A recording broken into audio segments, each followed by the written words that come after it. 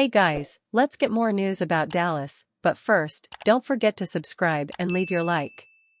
NBA fans have mixed reactions to Bronny James' best game in G League. When the Los Angeles Lakers drafted Bronny James with the 55th overall pick in the 2024 NBA draft, the organization was slammed by critics. Most believe that James Jr. doesn't deserve a spot on a professional NBA team after playing just one season during his college career. Related, Lakers reverse course on Bronny James' G League schedule. Keeping that in mind, Bronny has been trolled endlessly during his rookie year with the purple and gold. The critics do have a point, as even the Lakers assigned him to their G League team, the South Bay Lakers. While it may look like a demotion to many, getting some extra minutes could prove beneficial for the 20-year-old. Well, the latter proved correct as Bronny recently had a 30-point game for South Bay. Bronny reached the points tally while shooting an impressive 57% from the field. Despite an incredible performance, basketball fans had mixed reaction to LeBron James' son's career-high game. One fan wrote, "G League guys, we gonna report when he puts up numbers at the YMCA pickup game too." Another added, "The amount of attention he gets is disrespectful to players that are actually good." A fan praised James Jr., "I like that he's playing bully ball. Can't create your shot with speed, then just get physical." Another wrote in support, "People in the comments have never scored 10 points in JV high school, but are critical of Bronny." While the level of competition in the G League is certainly not at the NBA's level, scoring 30 points is still an impressive feat. Hopefully, Bronny will gain confidence after the career-high performance and carry it forward to when he gets some consistent minutes for the Lakers. Blazers star Jerami Grant linked to possible Lakers trade. The rebuilding Trailblazers have an interesting trade chip in Jerami Grant that could net them valuable assets from a Lakers team that's desperately searching for another forward. While LA sits at 13-11 and struggles to build around LeBron James, Portland could capitalize on their win-now mentality.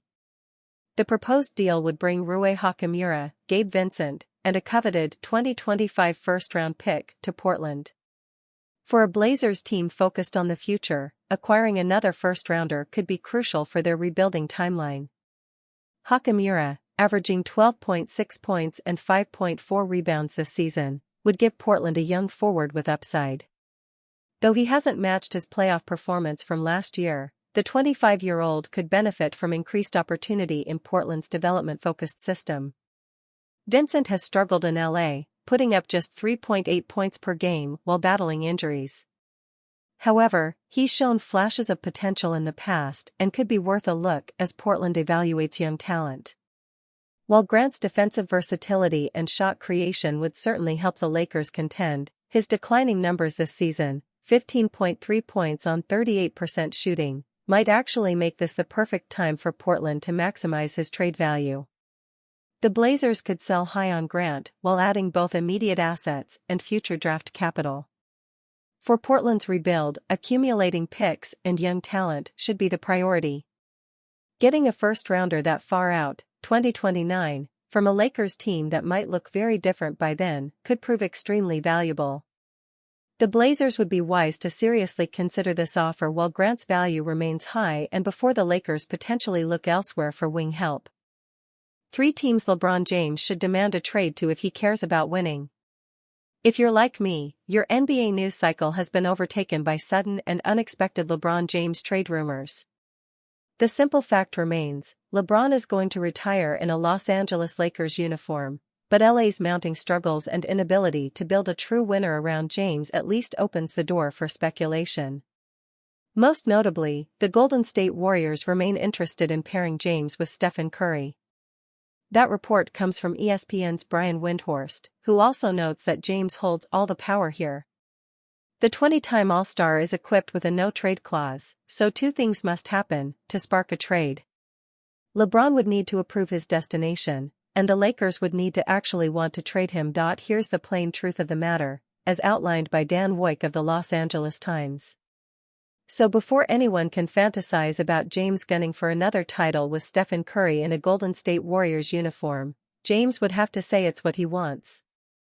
And while talk show after talk show can try to put a championship above all mindset onto James, there's just not evidence that it exists. James once lorded his player option over the Cleveland Cavaliers and exerted immense pressure on the Miami Heat front office to maintain a top-shelf contender.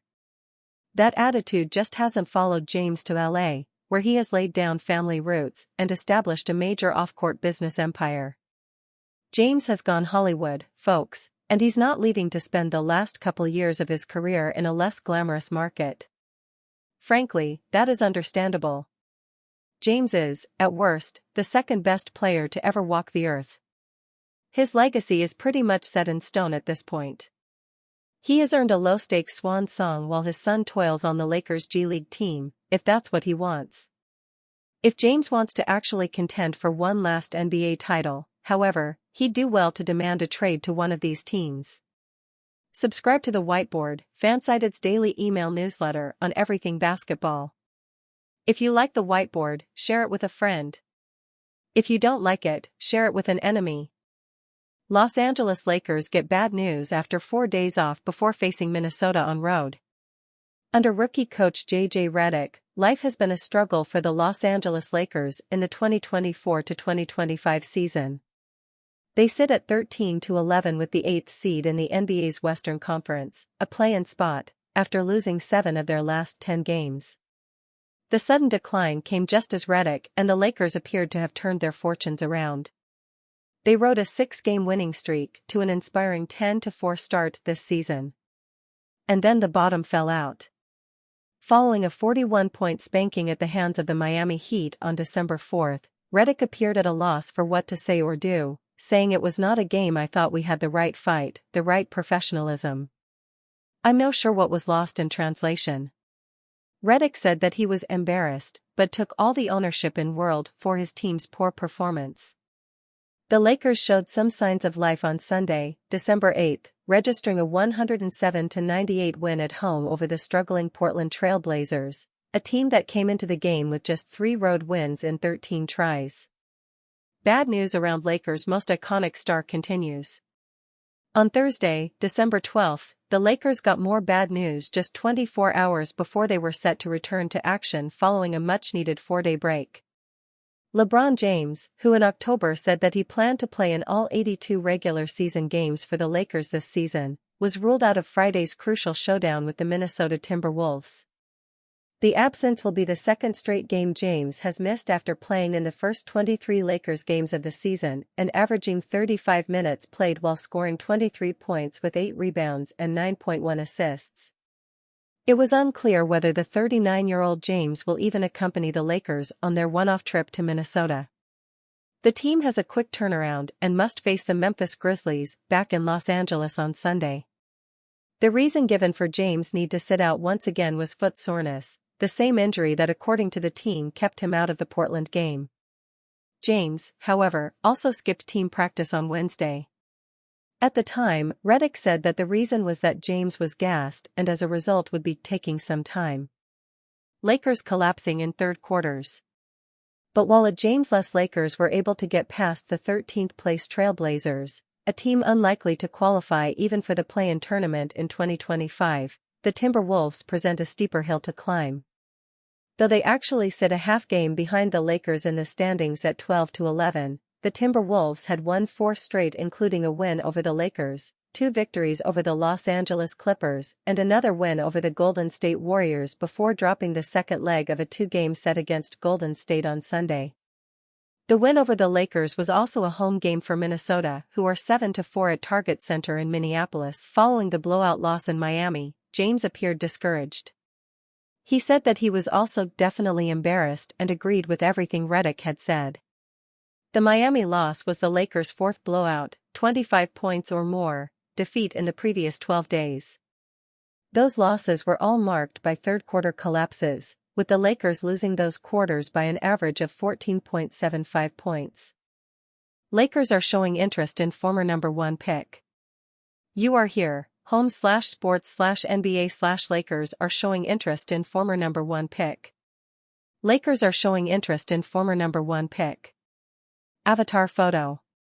December 13, 2024. By Brandon Marcus. At Bren on the Ball. 0 comments. Follow the Cold Wire on Google News. Follow us. Lakers are showing interest in former number 1 pick. Photo by Kevork Jansezian/Getty Images. The Los Angeles Lakers could be on the verge of some changes, but how big will they be? Fans are hoping that general manager Rob Pelinka shakes things up in a substantial way, large enough to get them back into championship contention. But will that happen? According to Anthony Irwin, via Clutch Points and NBA Central, the Lakers are showing interest in former number 1 draft pick Markelle Fultz. Irwin wrote, per sources, the Lakers have had internal conversations about Fultz, the former first overall pick who hasn't lived up to his draft position but was solid last season playing for the Orlando Magic. The Lakers are currently 13-11 and the 8th team in the West. Their record is somewhat disappointing, especially after some really troubling, head-scratching losses and LeBron James's nearing retirement. The Lakers know time is running out with James. If his looming retirement wasn't an issue, the Lakers may sit tight and not make moves, but the front office is eager to give James, Anthony Davis, and the rest of the team a better chance of going far in the postseason. Would Fultz give them that chance? Fultz was drafted by the Philadelphia 76ers prior to the 2017-18 season, but sadly, things never really went as expected. He only played in 33 games with the Sixers before moving on to the Orlando Magic. Fultz showed more promise during his years with the Magic, averaging 11.6 points, 3.4 rebounds, and 4.8 assists over 5 years, but his mediocre 2023-24 season with them raised more questions about his future. Fultz has had his fair share of problems, but he's still a talented star, and one the Lakers could likely get on a relatively inexpensive contract. That's important for LA because they are trying to get a lot done while spending very little. If they can get him freely and he can chip in like he did with the Magic, Fultz could be worth it for the Lakers. However, fans are hoping that's not the only addition the team makes. Lakers, Heat named top potential Jerami Grant trade destinations. Portland Trail Blazers forward Jerami Grant may turn out to be one of the more interesting names in the upcoming 2024-25 NBA trade market.